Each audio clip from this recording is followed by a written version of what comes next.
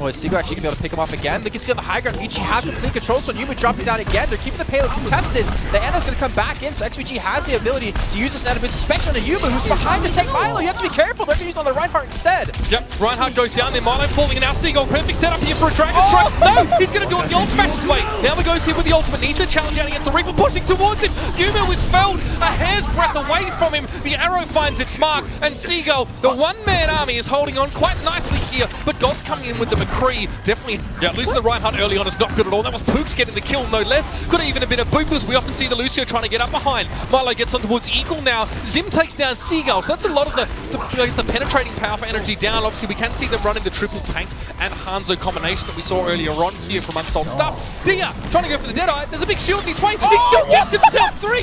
Why do you drop the shield then? Milo puts it down. He gets broken, of course. It was bursted on down. He didn't drop anything, but the rest of his teammates did. And that's not good for FG now. It looks like off the back of Dia and that great ultimate, it's going to be a successful first hold kill. That's going to be a Groucho Surge coming through. Yumi's going to be pretty much eliminated in terms of how it comes to this ultimate being used onto him. But Seagull picks up a double. He's looking for the triple, but Nibba's going to beat their time to protect him. And now Energy are finding their way back through. They're going to capture the first point, even with Dia picking up the triple from that Deadeye. That was also the Nana boost fake put on from Meng Mao, but he wasn't able to accomplish anything. The Groucho Surge is going to buy some time, but there's no follow-up. That ultimate being completely wasted. Now Dia's miss his Deadeye onto Meng Mao, is able to shift away from that one, but he has Death Blossom. He's not going to have a chance. He gets flashbanged up, and Feature on the move. That was really nice. The wall came up to block the follow-up from that one, and also the biotic grenade just in case. Perfect response from VG, and it didn't cost them any ultimates. That's the most important part. They trade an ultimate from the enemy for none of theirs. Now the flash comes in. Dia really follows up quite nicely on the flashbang plays.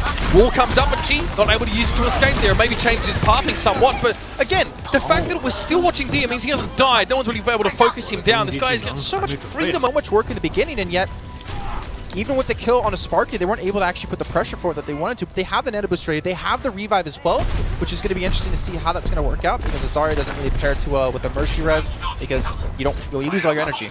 And so does Reinhardt. He doesn't have his shield actually recharged during that aspect, maybe like a Diva. But here we go. There's going to be the...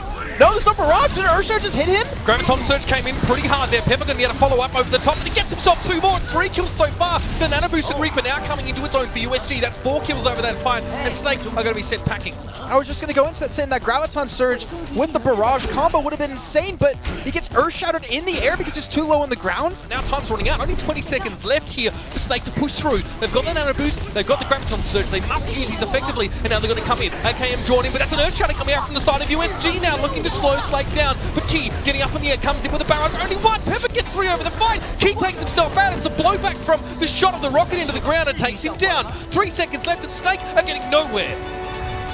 With now 20 seconds left, this is USG's last chance, and they don't really have anyone to quickly get to the point. They're going to have to speed boost back in, but they're going to take so much free damage for them to actually post the payload. And now, just now, that Earth-Shatter is available here for Pungay. He's behind him. Yeah, he's off to the left. There it comes through, but who does he not towards? Sparky actually manages to get on towards Key to start things off, and AKTM getting involved. Pungay with the Earth-Shatter from behind only gets himself 1 kill, and now Snake have to hold on, but the rest of USG is up on this payload. They're pushing it forward. AKTM gets the hook in. Pungay still doing work. He gets the 2nd kill of that fight and is still on his feet, but he needs to hold this one. He needs to keep it contested. He doesn't care. He's going to try and block damage from wherever it's going to come from, but AKTM comes in there as well. The whole hog, not quite enough to get it done. Graviton in. USG are running out of people. A great wall actually coming in by Key as well to zone them off. They can't touch the payload, and that will do it, ladies and gentlemen. Snake take map 1 on King's Row. He plays Hanzo quite a bit on King's Row to attack, because they realize when they get funneled towards the left side, it's really easy to hit shots, even if there's going to be a shield in the way. You do so much damage, and if you combo, it does work. But that's a really aggressive charge coming in. Yeah, look at this, and Snake don't want to allow USG to get position whatsoever. Meng Mao trying to sit towards the back of the side, and Sparky needs to be healed up very, very quickly. It was a very aggressive charge coming in from Pungay, but it worked out. Now, the response coming in from Snake. Pepper is there, though. Got himself a kill, and now that's the easiest target you're ever going to get. Shield very, very quickly comes up on towards Meng Mao, but it's not going to be enough to save him. The Nano Boost was already available for Sparky, and USG are going to get the point very quickly. If you just wait a little bit of time and soak some damage, but Pepper is sticking to it. The Graviton Surge is up right now, too. This could be a clean fight. This could be Snake actually falling very quickly in the second phase, but they don't even need to use it, because Sparky picks up 2 kills again. That's the Graviton Surge here. Now there will be a Dragon Strike into that one. That's going to be nasty. 3 kills for Pepper, easy as you like. And now it's going to be USG moving forward. You can see very, very quickly, Fate just had to get the heck out of dodge there just to try and escape. He came back for whatever reason, and Vader's going to be able to finish him off there. XVG's going to be able to buy some time with the Primal Rage, but Energy, they're looking at this next attack to be the final nail in the coffin on this first point, as this is going to be able to come in. There's a Dragon Blade as well. And look at that, the Transcendence to back this one up here. Energy have everything they need to take Vici apart of the seams, and they're going to do just that. Tank you now falling there as well up on the Zaya. It's not going to be enough. Yumu finds Enigma amongst the chaos here, but that may be it. He is eventually cut down by Gods. Dia throws a pulse bomb in desperately. Doesn't catch on towards anything. Maybe a little bit of a lick of damage on towards Gods, but that's about it. Now has to work in from the fringes. He's going to be cut down ultimately now, as that was a sound barrier just used off the back by Pooks to help this attack stick from Energy.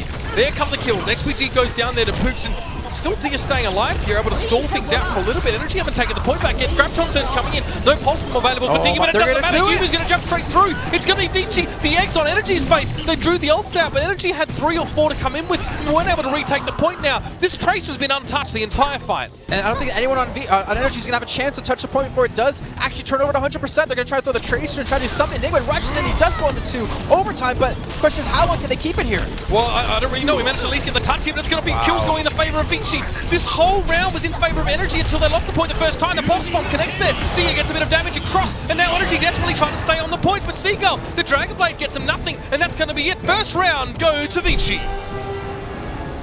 Very bloody fight here. Dia actually switching over from the May. Going to be playing McCree, finally able to play a hero he's really comfortable on. But he gets chased down by Milo. He's eventually going to fall for this one. And Seagull with the Blizzard, they can see the check mark right in front of their eyes. All they have to do is cross this point. They'll be the first seed out of Group A. The Transcendence going to come in to buy some time. But can Vici somehow hold this here, Mitch? Sound barrier coming out here for Energy. They're ready to make the fight. They're more than happy to stand their ground here as Vici. They know they're just trickling in one at a time. Now the Blizzard's going to come out. And Seagull is caught by a flying tank cube, but he get frozen in the meantime. Now, we're going to get Zim charged up against the wall easy enough, and God does have a death loss available. He's going to use it, going to come through and gets himself one. Milo involved in that fight as well.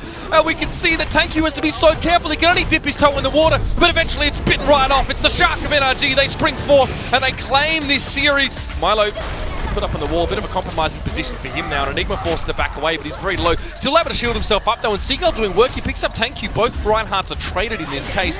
And Energy, although being arguably undermanned, have actually used a sound barrier there. Dia keeps himself alive by putting up the wall, but he still needs to get to grips here. Gods walks straight past him, doesn't even seem to care, and that payload's still moving here. So moving the entire time. Finally it's going to be contested as Dia's going to show its face. He was actually really close to Blizzard yet again, but Seagull's able to plop his down, and look, the quick kill onto Yuma. That's the second time this Reaper's been able to do absolutely nothing. Seagull gets a second. He's looking for the third. He's looking for the Zenyatta, but XPG has Transcendence. He'll live to fight for a little bit longer, and it looks like Energy won't have a clean first point take yet. Yeah, I mean, Transcendence used there, sort of, I would almost say it's been forced out there, because that's the Earthshatter coming in from Milo there. Gods gets himself 2 off the back of that one, and Seagull's about to spring forth from his icy prison. And now it's going to be that payload moving forward towards his first point, and Vici getting picked off. Gods pushed ahead of the rest of Energy there just to catch anyone trying to reinforce, and the only player was XPG. There's no way he's going to survive against the pressure being put on him by, maybe, I mean, we've seen him do it before. Vici have gone for that strategy, but now the wall's going to come up key. That's going to allow them to actually get on towards XPG. He's caught off the rest of his team. Graviton Surge is available here for the side of Slave, but they're not using it. Oh, it's a 3-man Deadeye coming straight through there. Will it be enough? And then Meng Mao managed to jump in and shut Dia down very quickly, and now he's going to break dance his way to victory, or at least that's the plan for Snake.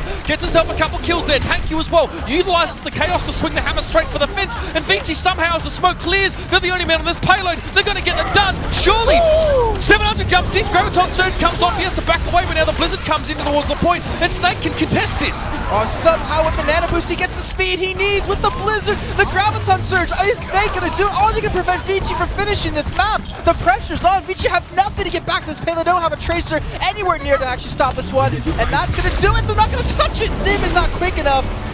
Wall comes up here and there at 700, the first pick on towards Yumu. That's exactly the start the Snake are hoping for here. And with how durable their lineup is, that's just a massive advantage with a Reaper off the map.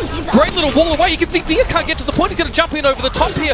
Hopefully it won't be too late for the rest of Vici, but now the wall comes out. He's looking for Fate. That's all he can really focus on right now, and he's going to be able to get the freeze up pretty comfortably here. Vici winning that fight hardcore. It's going to be Uzziah and the 700 to fall down, and they should be able to push on and take this one. They do want to try and charge up some of these ultimates, but they're pretty much ready to go. They've got the nano boost available, and the Earthshatter. Graviton Surge being used here, and this nano boost might not work out too well for Yumu. He's forced to shadow walk out, actually get on towards Sparky there as well. It was just one shot to the chest was enough to deal with him, and now the Death Blossom comes in. It's going to be the Earthshatter over the top there as well. That's big for Vici. They might be able to push on towards this point now.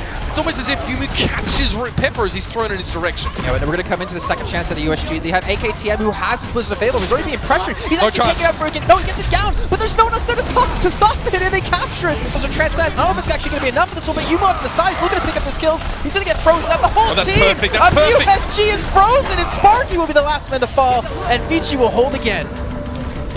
Yes, we saw the Reaper go down, but it was not a Val. It wasn't really doing anything here, so it's a bit weird for USG now. It's going to be Pepper. All hope on him. He's going to try and go for a big ditto, but the shield's going to be in the way to transcend it, so it doesn't really matter. It's still nothing coming from it. Yumi gets himself 2. Pepper only gets the 1. It's Thank You to fall now. Dia trying to get the ice spikes in, but now it's going to be a Blizzard. The stall is going to be available here for BG Gaming. They could win this fight outright. It looks like they will. You can't do anything when the Blizzard's put directly in the middle of that point. There's nowhere safe you can stand. There's nowhere you can hide.